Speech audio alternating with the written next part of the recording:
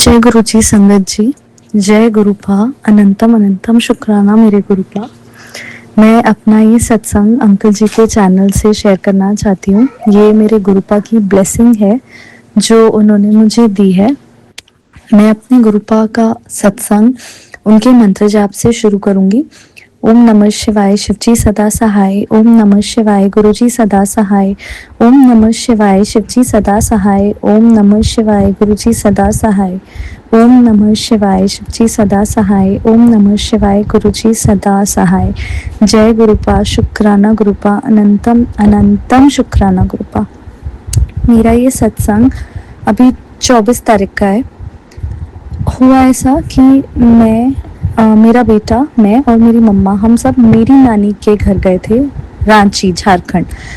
और वहाँ से हम अभी 18 को ही वापस आए हैं रात को, और सब कुछ बहुत अच्छा था। सबने बहुत एंजॉय किया। मेरे नाना जी बिल्कुल ठीक थे। वे तेज थोड़ा सा दर्द वगैरह के उससे धीरे चल रहे थे, बट नाना जी बहुत खुश थे कि हम सब मिले और मेरा बेटा मिला स्पेशली, क्योंकि वो पहला बच्चा है घर का, बच्चों का बच्चा, तो इसलिए वो बहुत खुश हुए मेरे बच्चे से मिलके। हम बस वापस आए हैं और 24 तारीख की सुबह सुबह फ़ोन आ गया कि नाना जी की डेथ हो गई है।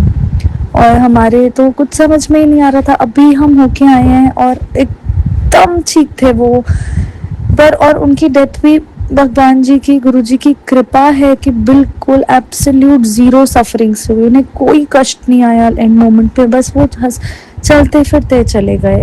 पर फिर भी हम वो फैक्ट ही नहीं डाइजेस्ट कर पा रहे थे कि ऐसे कैसे नाना जी बिना किसी तकलीफ, मतलब अभी बहुत जल्दी क्यों चले गए। अभी तो हम मिलके आए उनसे।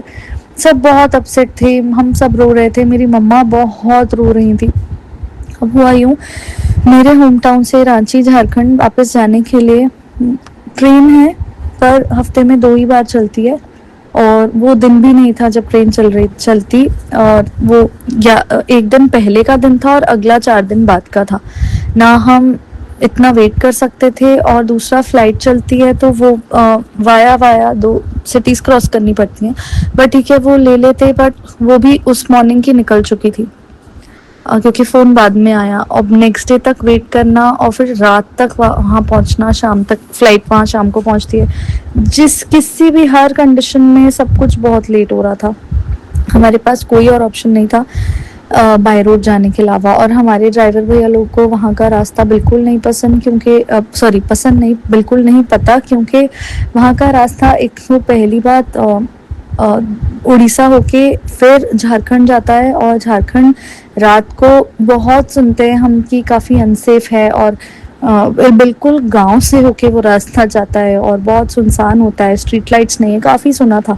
बट हमारे पास और कोई चारा नहीं था। हमने 2 बजे फटाफट टैक्सी बुक करी है और हम निकल गए कि अब जो होगा देखा जाएगा। पर मेरे पापा बिल्कुल ले जाना भी नहीं चाह रहे थे हम लोगों को, लेकिन और कोई चारा ही नहीं बचा था। हमें कैसे भी करके एटलीस्ट उस दिन या उस रात तक पहुंचना ही था। हमारे लिए उन्होंने फ्यूनरल लेट रखा। नेक्स्ट मॉर्निंग 11 बजे का टाइम डिसाइड हुआ, तो हम निकल गए। मैंने गुरुजी का नाम लिया, मैंने गुरुजी के आगे जोत जलाई, मैंने गुरुपा को बोला, गुरुपा हम निकल रहे हैं, आप अंग संग रहिएगा, अब जो होगा आगे आपकी मर्जी से होगा। बस हम, मेरा बच्चा, मैं, मेरे पापा मम्मा और हमारे साथ जो भी और लोग हैं, मेरी स्टाफ थी, हम सब बहुत बहुत स्वस्थ, बहुत सुरक्षित पहुंच जाएं बस, और बहुत स्वस्थ और बहुत सुरक्षित वापस भी आप हमें ले आइए, और वहाँ भी हमारे अंग संग रहिए। पीछे से भी हर चीज़ का यहाँ ध्यान रखिएगा, मेरे घर का हर चीज़ का, हर सामान का, हर चीज़ का ध्यान रखिए गुरुपा। आप सब कुछ आपका है, यहाँ आपका वास है, और यहाँ अपना वास हमेशा बनाए रखिए। मैंने ऐसी अरदास की और हम निकल गए। मैंने गुरुपा का नाम लिया गाड़ी में चढ़ते से, और आप मानेंगे शाम तक के तो कोई दिक्कत नहीं थी। 8 बजे के बाद रास्ता भी बहुत अच्छा था, मतलब रोड्स बहुत अच्छी थी, कोई झटके नहीं, कोई गड्ढे नहीं, इट वॉज गुड। बट 12 घंटे का सफ़र था ऑलमोस्ट, और हम एग्जैक्ट रात 2 बजे पहुंचे वहाँ। और उसके पहले 8 बजे के बाद का जो समय था, धीरे धीरे रास्ता एक तो अंधेरा बहुत हो चुका था, धीरे धीरे वो नेशनल हाईवेज नहीं थे, वो सारे हाईवेज तो थे कहीं कहीं बीच बीच में, बट वो गांव के अंदर से होते हुए रास्ते थे, और जीरो स्ट्रीट लाइट्स, कई कई किलोमीटर तक एक इंसान क्या, एक जानवर, एक कुत्ता तक नहीं था रास्ते में, एकदम पिच डार्क। इतनी घबराहट हो रही थी, ऊपर से गुरुपा की मेहर है कि ड्राइवर अच्छा था हमारा, लेकिन ड्राइवर को भी बीच बीच में फोन आ रहे थे ड्राइवर को बार बार, और वो किसी को बार बार अपडेट कर रहा था कि वो कहाँ है कहाँ है। तो जो भी वो है, तो वो टैक्सी ड्राइवर जिससे हम पहली बार मिले, एक मन में बहुत डर बैठा हुआ था कि ये किसे इतनी बार बता रहा है ये वो। फिर वो 2-3 बार रास्ते में रुक रुक के मैप्स भी चेक कर रहा था, और वो मतलब दूसरे दूसरे रास्ते से ले जाने की कोशिश भी कर रहा था, जो हमें बहुत अटपटा लग रहा था। कारण वो हमें बता रहा था कि मैं पहले भी इस रास्ते से, मैं रांची 3-4 बार गया हूँ, गाड़ी चला के रांची गया हूँ, तो कायदे से उसे रास्ते याद होने चाहिए थे, नहीं भी आते तो इतना नहीं रुकना था।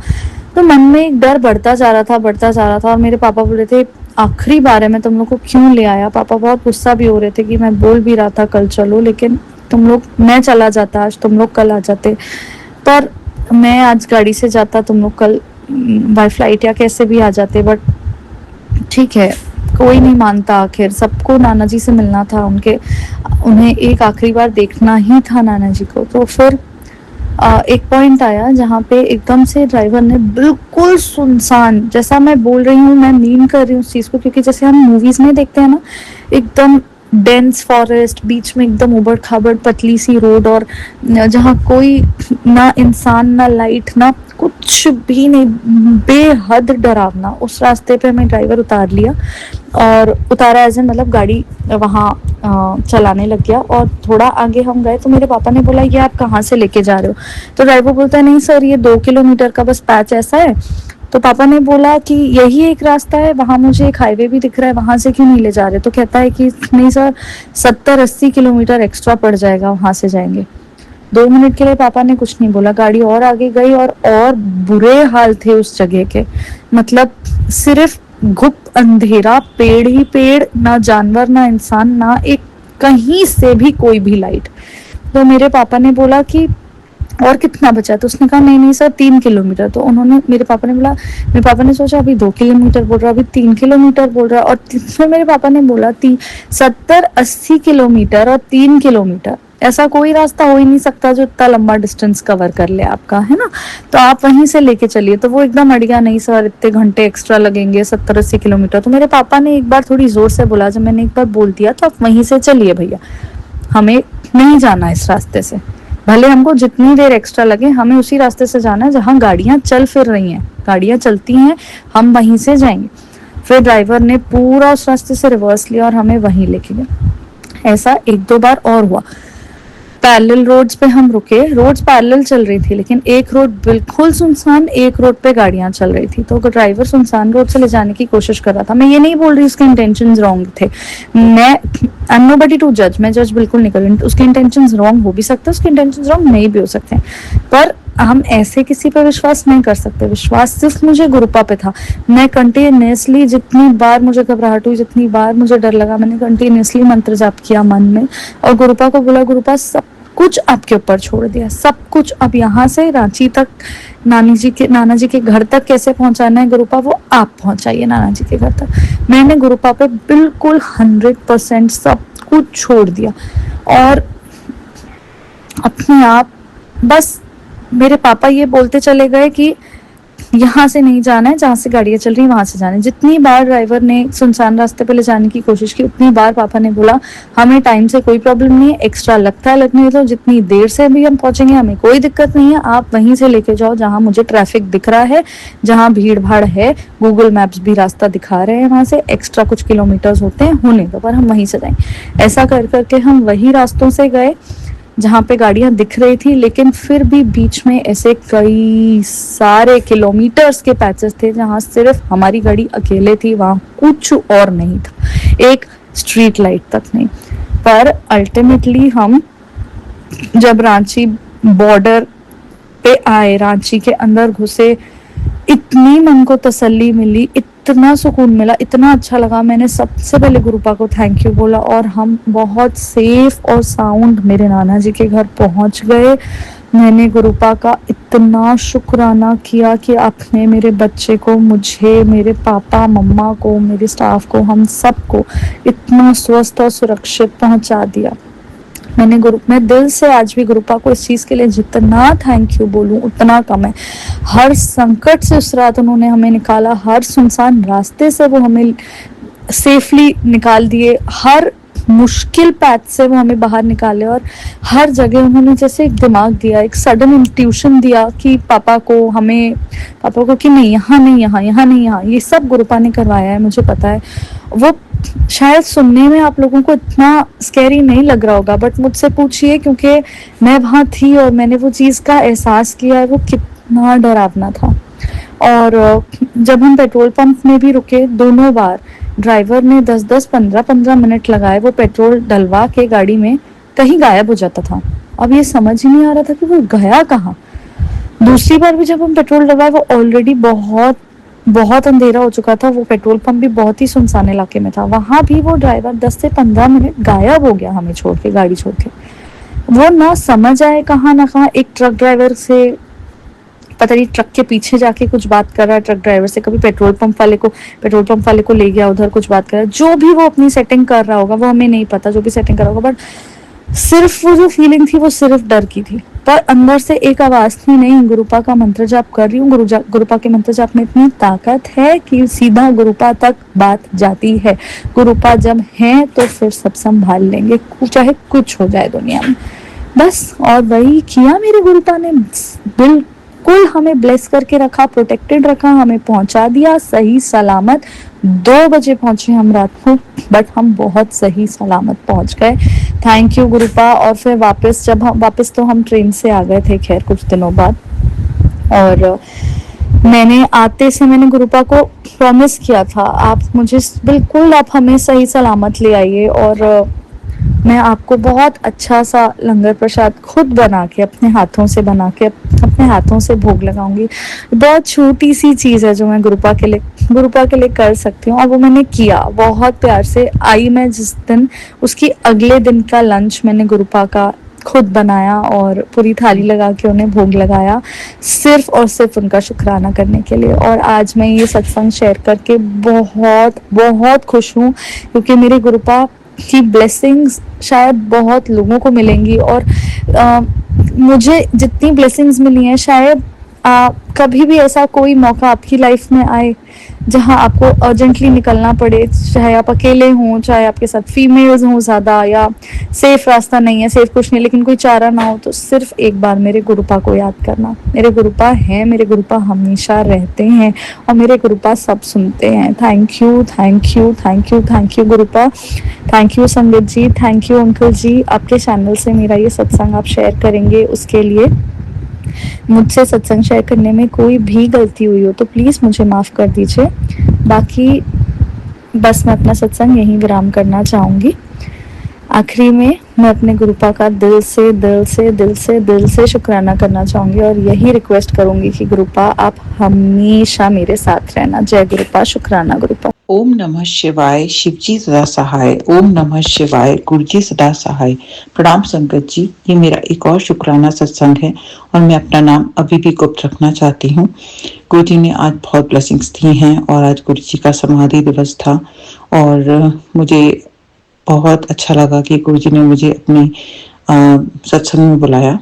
मुझे लगा मैं सब परिवार जा पाऊंगी, लेकिन ऐसी गुरुजी की मर्जी नहीं थी, और मेरे बेटे की तबीयत खराब हो गई और उसके बहुत तबीयत खराब थी, और गुरुजी ने फिर भी ब्लेस किया, और वो जो है रात भर नहीं सो पाया था, लेकिन मैं भी नहीं सो पाई थी ठीक से, तो मुझे लगा शायद मैं सत्संग में नहीं जा पाऊंगी, पर गुरुजी की इतनी कृपा हुई, मैं आराम से पहुंच गई।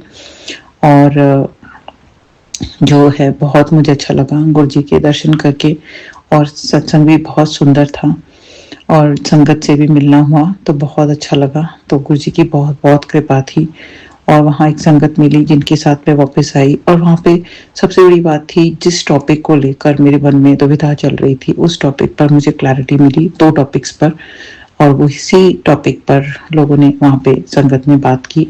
तो ये गुरु जी की कृपा से ही संभव होता है, जो हमें आंसर्स मिल जाते हैं अपने। तो उसके गुरु जी का अनंतम अनंतम शुक्राना।